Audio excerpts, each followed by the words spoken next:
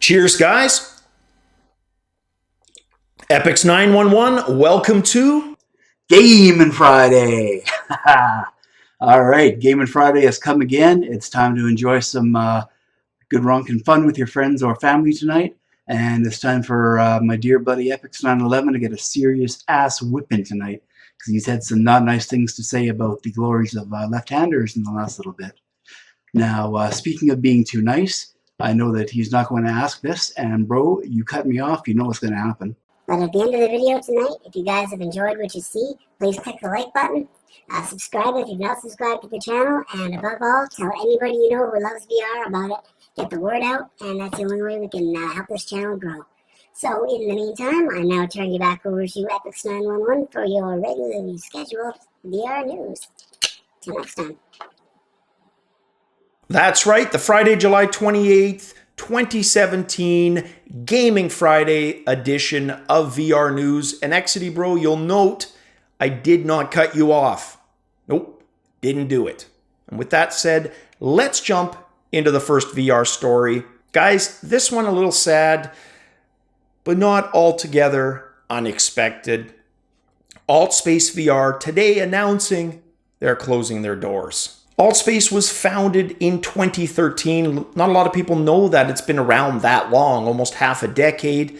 In fact, their initial launch, 14 months before either Rift or Vive went commercial. They released that version May of 2015. They even supported eye tracking in their code base, even though eye tracking at a hardware level really isn't happening anywhere else. They raised $15.7 million in capital investments, big chunk of that through Series A led by Comcast, and had roughly 20 employees. The simple but sad reality is that there is an investment well. While draining from this well, these companies, not optionally, not maybe, they have to find other sources of revenue. It's that simple. If they don't, when that well runs dry, they go by. Didn't mean for that to sound like a Johnny Cochran, but that's the truth. Now, my 2 cents, I know quite a few of you enjoyed the application, and I do feel bad that you won't be able to get to enjoy it anymore. I also think, and it's going to sound a little cliched, but true, they were ahead of their time. And what I mean by that is the literal interpretation of that, not that they had some super advanced features, but literally that they came at a time when the install base simply too small to support an application of this scale and scope. When you're talking the hundreds of thousands, low millions, it's tough. For every EverQuest or World of Warcraft, another 10 fell to the wayside. And I've said all year, there's going to be attrition. There are going to be casualties. And sadly, on this day, AltSpaceVR, another one of them. Sad to see them go. From one social story to another, this one a little more uplifting. Oculus announcing today that they will be launching parties into beta. Oculus posting on their forums via a general status update, there's going to be a rollout to the public test of Party. And using Party, you can speak and add friends, total of up to 4. You can do that in Oculus Home, Universal. But as a PC gamer, guys, for me, having used Vent, Discord, I really want to see the use case for these guys, the business justification. What are they going to be able to offer via parties that a service like Discord can't? If all it's going to be is just chatting, it's a tough road. I know there's some additional features, but I haven't seen anything to make their application the must-have in terms of use. This next story, guys, interesting. The game itself has a super interesting history. The game X-Rebirth is coming to VR. Where do we start with X-Rebirth? Quickly, sandbox game series, think Elite on steroids, micromanagement. Instead of trading with a space station, you can own space stations. Hell, you can own trading fleets and manipulate them. Micro, macro management, almost the perfect space sandbox game. Always had a lot of bugs, but after a while, the design was such, it was a favorite for many players, including me. So when Rebirth launched, well, let's just say it was freaking disastrous. Not only was it absolutely panned by critics, and sometimes who cares what they say, even with an average Metacritic of 33, it was fans like myself that also panned the game, and ultimately the staunch supporters of the game that felt so alienated. It was so completely different and just had these weird design decisions like space stations that you could walk in with absolutely nothing to do, or the one task that you could also do in your ship. So why dock? Why not do it remotely like you do in every other game? Then there were the bugs. A metric crap ton of bugs. Showstoppers. Crash to desktop style bugs. Developer Bernd Lehan, he was apologetic, but he was also very defensive. Apologetic about the bugs, defensive about the design. And he stated repeatedly it wasn't a sequel. And that's my concern. That is exactly how they appear to be marketing it to VR. My worry with that is that they haven't changed the core experience, that they've simply tried to find a newer, naive market that maybe doesn't understand the game and its history and its baggage and buys it thinking they're going to get this great sandbox experience.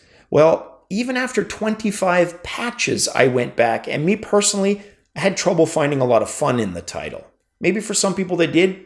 If that, some of you are the people who enjoyed it after 25, absolutely. Speak up in the comments below. Love to hear from you. But for me, it was just a bad, boring design. It was not a fun game at all. And I'd hate for people to plunk down money on it if it hasn't changed. So I'm going to reserve judgment. I'm going to try it myself when it comes out, revisit it, and definitely update you guys on it. Next up, we sometimes fail to give proper credit and due to the non-gaming applications that keep us afloat in our hobby. Applications like Unity, Unreal Engine, and speaking of Unity, they have announced a beta version of a high-quality shader that's going to allow Unity users, developers, to integrate 360-degree video into Unity. The long and short of it is, if you know what a skybox is, think Skyrim, look in the sky. Everything you see above the horizon line is kind of the skybox. So if you were to take away all the terrain, you'd be left with just a bunch of cloud textures or blue sky or whatever time cycle it happens to be wrapped all around you. With this, you're going to be able to superimpose that 360-degree video onto something like a skybox. So it's got some really, really cool potential. And that's what I really like about this. It's nice to see both companies being pushed creatively. It's one thing to have a competitor. There's kind of a natural drive there to better yourself. But when there's a real impetus for change, like VR as a new technology, it's kind of woken both companies up and got them thinking of advancements in a fresh way again, which is cool to see. And next up, AMD launching their more budget Ryzen 3s, pegging these for the gaming and VR market. Let's take a look. This here, guys, the Athlon 64, my favorite AMD processor of all time. When it launched, Intel was pretty much shell-shocked. They were caught unawares. And I loved the CPU at the time. So the tests here, I'm going to have some benchmarks up at 1080p. So we're really pushing the CPU, not the GPU.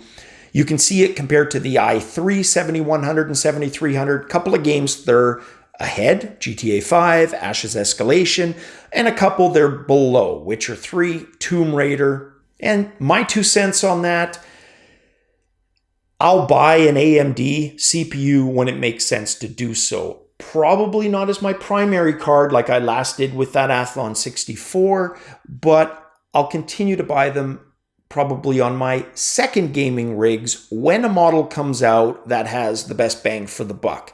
And hell, I'll do it at the high end too when such a CPU is released. It hasn't for a hell of a long time. Still love me some AMD, but again, about the game. Whatever brand gets me that, that's what I'm going to go with. And next up, just a revisit of the VRZone, which is the Shinjuku virtual reality arcade. This is that 3-floored amazing arcade. Think about, guys, your dream fantasy virtual reality arcade. How big would it be? What would you put in it? And where would you put what? So think of that. And now imagine that Shinjuku has pretty much done exactly that. It seems to be the dream VR arcade and really got me thinking and comparing to the smaller arcades like Halifax VR, but more on that after this. Let's take a look at this video. Engadget's Chinese editor-in-chief doing a tour of Shinjuku, just amazing tour, 16 different attractions. He previews some like Super Mario Kart, which is a 4-player one. He said that was easily his favorite. What I didn't know about the game is you could use the Vive tracker on your hand. In fact, you have to grab the shells, bananas, and hammers, and then using a throwing motion, actually throw them to get them to hit your opponents. Next up was Dragon Ball VR. And yes, you guessed it. Even that move can be done. And then this next one completely blew me away. Definitely going to be my main first stop if I ever go there. Evangelion VR, the mech anime that I just really, really loved, except the last 2 episodes, but we all know that discussion. Anyways, they've got 3 mech piloting chairs to play that game. And that's where it all came to me, guys, when I realized what I didn't really talk about when I compared the arcade experiences.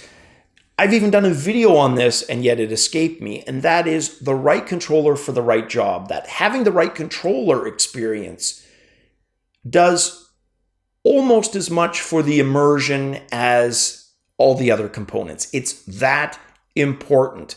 Playing Elite Dangerous with your HOTAS versus not, night and day. And Shinjuku, they nail that part.